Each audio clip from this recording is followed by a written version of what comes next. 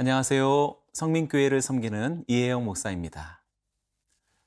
오늘부터 시작하는 사무엘하 21장부터 사무엘서가 마치게 되는 24장까지의 내용은 3년 기근 이야기로부터 시작해서 3일 재앙 이야기로 끝마치게 됩니다. 일종의 하나의 큰 단락을 의미한다라고 말할 수 있겠습니다. 이 마지막 단락의 부분은 다윗이 인간적인 부족함에도 불구하고 어떻게 메시아의 나라의 예표가 되는 이스라엘의 정말 이상적인 왕이 되었는지, 그러한 역할을 할 수 있었는지를 보여주는 아주 소중한 본문입니다. 오늘의 말씀은 사무엘하 21장 1절에서 14절의 말씀입니다. 사무엘하 21장 1절에서 14절 말씀입니다. 다윗의 시대에 해를 거듭하여 3년 기근이 있으므로 다윗이 여호와 앞에 간구하매 여호와께서 이르시되 이는 사울과 피를 흘린 그의 집으로 말미암음이니 그가 기브온 사람을 죽였음이니라 하시니라. 기브온 사람은 이스라엘 족속이 아니요 그들은 아모리 사람 중에서 남은 자라. 이스라엘 족속들이 전에 그들에게 맹세하였거늘 사울이 이스라엘과 유다 족속을 위하여 열심히 있으므로 그들을 죽이고자 하였더라. 이에 왕이 기브온 사람을 불러 그들에게 물으니라. 다윗이 그들에게 묻되 내가 너희를 위하여 어떻게 하랴? 내가 어떻게 속죄하여야 너희가 여호와의 기업을 위하여 복을 빌겠느냐 하니, 기브온 사람이 그에게 대답하되 사울과 그의 집과 우리 사이의 문제는 은금에 있지 아니하오며 이스라엘 가운데에서 사람을 죽이는 문제도 우리에게 있지 아니하니이다 하니라. 왕이 이르되 너희가 말하는 대로 시행하리라. 그들이 왕께 아뢰되 우리를 학살하였고 또 우리를 멸하여 이스라엘 영토 내에 머물지 못하게 하려고 모해한 사람의 자손 7사람을 우리에게 내주소서.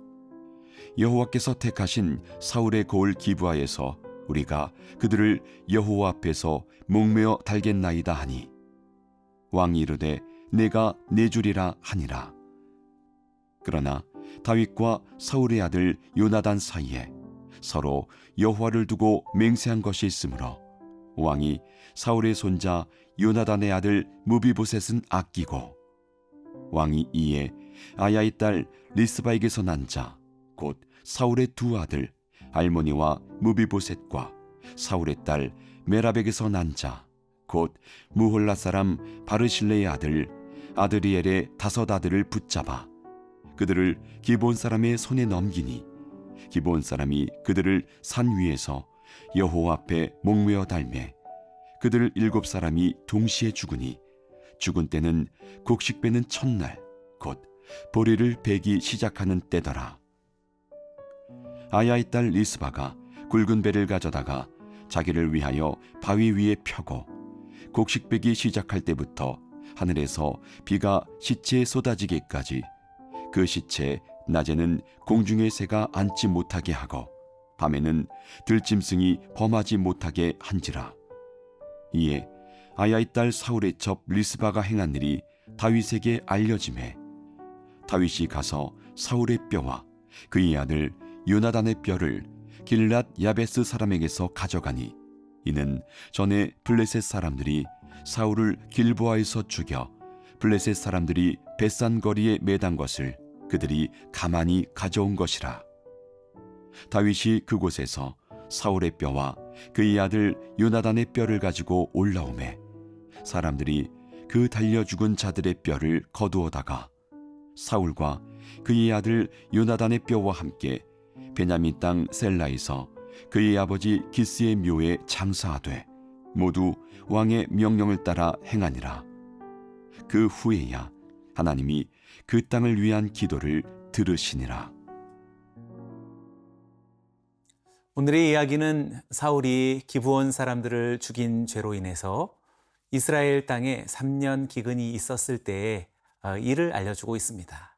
1절의 말씀입니다. 다윗의 시대에 해를 거듭하여 3년 기근이 있었으므로 다윗이 여호와 앞에 간구하매 여호와께서 이르시되 이는 사울과 피를 흘린 그의 집으로 말미암음이니 그가 기브온 사람을 죽였음이니라 하시니라. 다윗의 시대에 3년간 지속되어진 기근이 있었고 다윗은 이 문제를 두고 여호와 앞에 간구했다. 여호와의 얼굴을 구했다. 라고 그렇게 말하고 있습니다. 이 재난의 이유가 어디에 있으며 하나님의 뜻은 무엇인지 정말 하나님의 얼굴을 구하며 간절히 기도했던 다윗인 것입니다. 다윗은 문제 앞에서 하나님께 기도했습니다. 이것이 우리가 주목해야 할 점입니다. 그리고 마침내 하나님은 다윗의 기도에 응답하시며 말씀해 주십니다. 사울이 기브온 사람들을 죽여서 피를 흘렸기 때문에 그러한 이유로 기근이 임했다라는 사실입니다. 기브온 사람은 가나안 정복 시기에 이스라엘을 속여서 언약을 맺었던 그런 아모리 족속의 일부이지요. 그런데 사울이 높 제사장과 그 집안 사람들을 무참히 죽일 때 기브온 족속도 함께 학살한 일이 있었던 것입니다. 이는 명백하게 언약을 파기한 것이기에 기브온 사람들의 용서를 얻지 못한다면 언약 파기에 대한 책임이 전적으로 이스라엘에게 있는 것입니다. 그리고 3년간의 기근은 바로 이러한 불의한 피 흘림에 대한 결과였다라는 사실을 알게 됐던 것입니다. 다윗은 이 문제를 이제 이렇게 해결합니다. 3절부터 4절의 말씀입니다. 다윗이 그들에게 묻되 내가 너희를 위하여 어떻게 하랴? 내가 어떻게 속죄하여야 너희가 여호와의 기업을 위하여 복을 빌겠느냐 하니 기브온 사람이 그에게 대답하되 사울과 그의 집과 우리 사이의 문제는 은금에 있지 아니하오며 이스라엘 가운데에서 사람을 죽이는 문제도 우리에게 있지 아니하니이다 하니라. 왕이 이르되 너희가 말하는 대로 시행하리라. 다윗은 기브온 사람들을 불러서 이스라엘을 용서하고 복을 빌어주는 그러한 대가로 그들의 요구를 모두 들어주겠노라고 그렇게 약속합니다. 다윗은 자신이 저지른 죄가 아니었지만 이스라엘이 기브온과 맺었던 언약을 이스라엘 스스로 파기했던 사례가 되기에 이스라엘 왕으로서의 책임을 지고 언약의 회복을 위해서 용서를 빌었던 것입니다. 왕으로서 너무 아름답고 멋진 모습이 아닌가요? 5절과 6절의 말씀을 보겠습니다. 그들이 왕께 아뢰되 우리를 학살하였고 또 우리를 멸하여 이스라엘 영토 내에 머물지 못하게 하려고 모해한 사람의 자손 7사람을 우리에게 내주소서. 여호와께서 택하신 사울의 고을 기브아에서 우리가 그들을 여호와 앞에서 목매어 달겠나이다 하니 왕이 이르되 내가 내주리라 하니라. 다윗의 제시한 요청에 대해서 기브온 사람들은 사울이 자기들을 학살하였고 또 그 학살을 모해한 사울의 자손 7사람을 처벌해 달라고 그래서 죗값을 치러야 한다라고 그렇게 요구합니다. 다윗은 그들의 요구를 들어주기로 하지요. 이러한 조치가 없었더라면 기브온 사람들은 계속 억울함을 품고 살아가게 될 것이요. 또 이스라엘에 대한 적개심도 계속 남아있는 상태가 될 것이요. 또 하나님은 억울한 피해에 대한 문제를 해결하지 않은 땅에 복을 주시지도 않았을 것입니다. 다윗은 이스라엘이 하나님 앞에 언약을 지키게 했고 그리고 작고 연약한 이방 민족의 일부일 뿐이다 라는 마음으로 기브온 족속을 그렇게 잊으며 살아가지 않았습니다. 그들의 민족의 억울함을 풀어주었고 훼손되어진 언약을 다시 회복시켰습니다. 이것이 다윗이 메시아의 나라의 예표가 되어지는 그러한 소중한 왕으로서의 성품이요 신실함이었습니다. 오늘 우리들에게도 이러한 회복이 있게 되기를 축원합니다.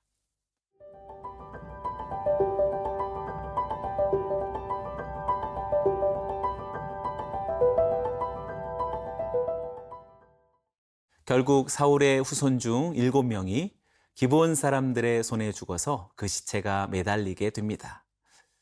요나단의 아들 무비보셋을 제외하면 사울의 직계 자손들 모두가 제거되는 그런 결과가 됩니다. 그래서 지금 이 내용은 우리가 구약 내용으로서 우리가 문자적으로 이해해서는 안 되겠지요. 그리스도의 빛 아래서 우리는 의미를 해석해야겠습니다. 그 소중한 표현이 9절입니다. 9절에서 이때가 보리를 수확하는 첫날이었다라고 밝힙니다. 바로 초실절이지요. 우리 주님의 부활절이 이곳에서 보여지고 있습니다. 6월절이 시작되어지는 그러한 즈음이라고 말할 수 있어서 지금 이 정황은 그리스도의 빛 아래서 우리는 이해해야 하겠습니다. 이때 새로운 사건이 시작됨을 우리들에게 보여주고 있는데요. 10절 말씀입니다. 아야의 딸 리스바가 굵은 배를 가져다가 자기를 위하여 바위 위에 펴고 곡식 베기 시작할 때부터 하늘에서 비가 시체에 쏟아지기까지 그 시체에 낮에는 공중에 새가 앉지 못하게 하고 밤에는 들짐승이 범하지 못하게 한지라. 아야의 딸이자 사울의 첩인 리스바가 처형되어진 두 아들과 5 조카들의 시신 앞에 있는 바위 위에 굵은 배를 펴고 자리를 잡게 되지요. 그리고 낮에는 새를 쫓고 또 밤에는 들짐승을 쫓으면서 이 시신들을 지켰던 것입니다. 시신 위에 비가 내릴 때까지 그렇게 했는데 이는 처형당한 시신들이 장례가 치러지지 않았다는 사실을 알려주는 어떻게 보면 매우 슬픈 모습이라고 말할 수 있습니다. 그녀의 행동이 결국 다윗에게도 전해지게 되었고 다윗은 이 일을 가지고 길보아 전투에서 전사한 사울과 그리고 요나단의 유고를 길랏 야베스에서 가져오면서 처형되어진 이 7명의 시신을 함께 수습해서 사울의 아버지 기스의 무덤에 장사해 주게 됩니다. 14절을 봅니다. 사울과 그의 아들 요나단의 뼈와 함께 베냐민 땅 셀라에서 그의 아버지 기스의 묘에 장사돼 모두 왕의 명령을 따라 행하니라. 그 후에야 하나님이 그 땅을 위한 기도를 들으시니라. 이 모든 일이 끝나자 하나님께서는 그 땅을 위한 기도를 들어주셨다라고 그렇게 이야기합니다. 기근은 다윗이 억울하게 죽었던 이들의 시신과 사울과 요나단의 시신을 가져다가 장례를 치른 뒤에야 멈추게 되었음을 우리들에게 알려주고 있습니다. 하나님의 긍휼은 하나님의 뜻에 맞는 진정한 속죄를 통해서 비로소 경험되어질 수 있고 이루어질 수 있다는 사실을 오늘 우리가 이곳에서 보게 됩니다. 그리고 그 속죄의 진정한 궁극적 속죄는 우리 주 예수 그리스도 하나님의 어린 양이 되신 주님의 대속의 그 은혜 아래에 있음을 오늘 본문 속에서도 우리는 발견하게 됩니다. 사울과 요나단과 그리고 사울의 손자들의 함께 치러진 이 장례는 우리들에게 온전한 화해와 그리고 위로의 모습을 보여줍니다. 성경은 진정한 속죄를 통해 그리고 긍휼의 행위 가운데서 하나님의 응답이 있다라고 그렇게 메시지를 전해줍니다. 오직 우리 주 예수 그리스도의 십자가의 은혜 아래서 우리는 비로소 죄사함 받고 하나님의 긍휼을 얻으며 그리고 결국에 깨어진 언약을 다시 회복할 수 있는 놀라운 능력이 되는 것입니다. 사랑하는 성도들에게 오늘 우리 주 예수 그리스도의 십자가의 그 은혜로 깨어진 언약 관계를 다시 회복하고 그리고 상함받은 수많은 사람들이 다시 위로를 얻는 놀라운 능력이 나타나기를 주의 이름으로 축원합니다.